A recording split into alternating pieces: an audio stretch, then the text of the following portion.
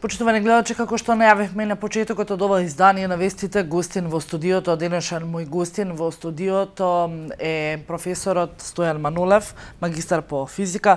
Професоре, добре дојдовте во вестите на Канал Вис. Зборуваме на тема родници. Остануваат само уште 3 дена до референдумското изјаснување на валандовчани и на жителите од околните населени места за или против продолжување на работата на рудникот Казандол. Вие сте и меѓу другото активист на иницијативата Спас за Валандово. Изминатите неколку дена бевте активни на терен помеѓу многу населени места на општина Валандово. Ги информиравте граѓаните, всушност тоа е и целта на иницијативата, да ги информирате граѓаните околу работата на рудникот Казандол. Како стојат работите? Ваше мислење, ваш став, зошто да се стопира работата на рудникот? Пред се поздрав до сите слушатели на емисијата. Поздрав до моите сограѓани. Ние како иницијатива за Спас на Валандово веќе речиси ги посетивме сите места. Не остана уште Пирава и Валандово.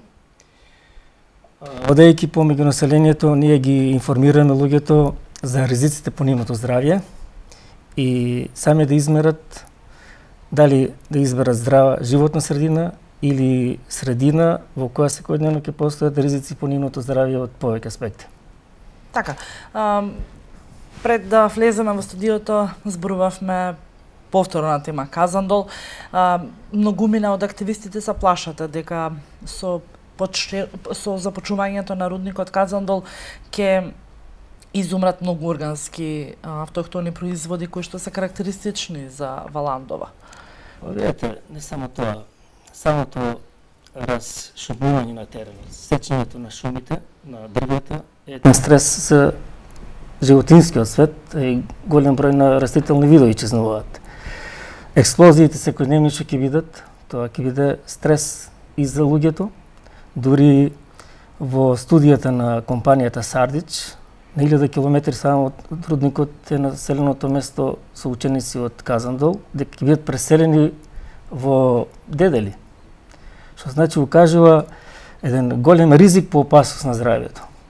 Секојдневната експлозија е ризик, стрес за човечкиот организам, но го мина еве од во Јосифово кога бевме, самите експлозии за пробивањето на тунелот во Демир Капија секојдневно ги иритирало по нивното здравје. Раскупувањето на самата земја генерира и отрови со мали концентрации, еден таков гас е радонот, на едно земјотресно трусно подрачје, што во континуирана употреба, тој е без мирис, без вкус, тој ќе биде тивокубец.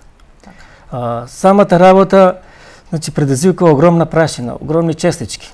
Честичките со самите ветришта ќе стигнат до самото училиште, воздушна линија, средното училиште тамо кај нас е 2 километри. Значи една популација секојдневно присутна, континуирано труење. Другите населби се од 5 до 6 километри оддалечени. Ризик друг број еден е оние со работата езерата што ќе бидат создадени. Во самата студија напишано дека во текот на 15 до 30 години концесија ќе се створи едно хавариско езеро со длабочина од 11 метри вода, сулфурна киселина. Сулфурната киселина има во секој акумулатор. Тоа е типичен отров. Ќе биде навистина 0,5% раствор, но за производство на 1 тон бакар ќе бидат потрошени од 3 до 5 тони сулфурна киселина. Значи 5-кратно помножено ќе биде количеството на сулфурна киселина што ќе се складира во тоа хавариско езеро. Валандовскиот регион лежи на едно од трите најземјотресни подрачја, најтектонски активни. Од 1901 година до сега има повеќе од 61 земјотрес со магнитуда 4, што значи дури самиот инвеститор вели на секои 100 години може да се случи катастрофа.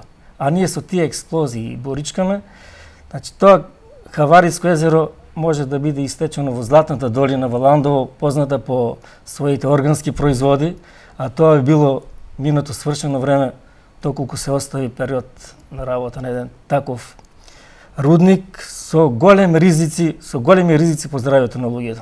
Така, пред 2 недели Министерството за економија излезе со соопштение до сите општини од југоистокот, оние кои што веќе реализиране референдуми, оние кои што планираат веќе како општина Босилово и Новосело па еве и Валандово да реализираат референдуми, дека се уште ќе се работи на анализата и на разгледувањето на моментот дали е можно раскинување на договорот помеѓу влада на Република Македонија и помеѓу концесионерот, односно компанијата Сардич. Па, гласот на народот не е залуден. Кај нас, соседството, под истиот проблем, рудникот Казан дол, Гибгаличани се изразија против. Општината Богданци против, Доеран против. Так. Се надеваме ние ќе имаме успешен референдум. Целиот Југоисток, било кое министерство може да се дава соопштенија, но гласот на народот сметате дека треба да биде последен. Бидејќи самата влада е избор од народот. Ако вие контрирате со народот, тогаш состојбите може и да излезат да бидат неконтролирани. Значи, луѓето се свесни за своето здравје. Ние денеска нашите деца, млади, од алергии од типот на прашина од растенија, од обична прашина ги негуваме, а замислете си секојдневно испарување на огромни количини на сулфурна киселина на нашиот воздух, со ризик фактор голем да се загадат и подземните води. Еве искуствата, да се учиме на искуствата. Не измислуваме факти ние. Да речеме рудникот Бор, Србија. Анализа на растителниот свет. Не е поштедено ни едно делче од растението, ни коренов систем, ни стело, ни лист, ни плод. Сите се загадени со тешки метали. Да одиме во Велес. Депонијата во Велес 850.000 тони има разни продукти со тешки метали. Ризик по здравјето на луѓето. Скорешни со око видливи загадени места. Реките покрај Бучин, Пробиштипско. Значи, искуството ни кажува дека не треба на наш терен во Валандово, каде имаме одлични услови, Златна долина е наречена, да се занимаваме со друга или да го преориентираме целото производство со тешка индустрија. Значи, разговарајќи со колегите од земјоделската струка, во Валандово имат луѓе добиено сертификати за органско производство. Тие можат да имат производ кој што никаде не може да го продадат. Органското производство е најбарното, со највисока цена. Сега ќе треба да праќаат по неколку хемиски анализи и на крајот заклучокот ќе биде не може нигде да се продаде. Значи, ризиците се многу поголеми. Валандовчани знаат тоа да го ценат. Здравјето пред се, а овие, речеме, рудници, едноставно треба да се стопираат, бидејќи треба да мислиме за помладите генерации. Пред 2 дена беше меѓународен ден на младост, на 12 август. Сите дечиња што немаат право на глас од 0 тамо до 17 години, ја скратуваме нивната судбина.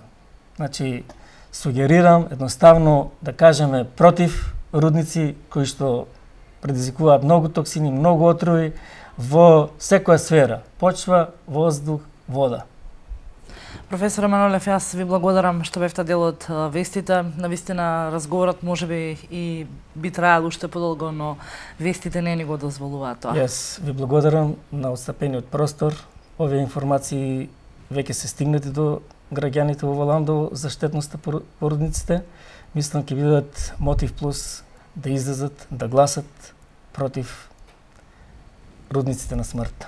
Ви благодарам уште еднаш, а ние продолжуваме понатаму со останатите содржини од регионот.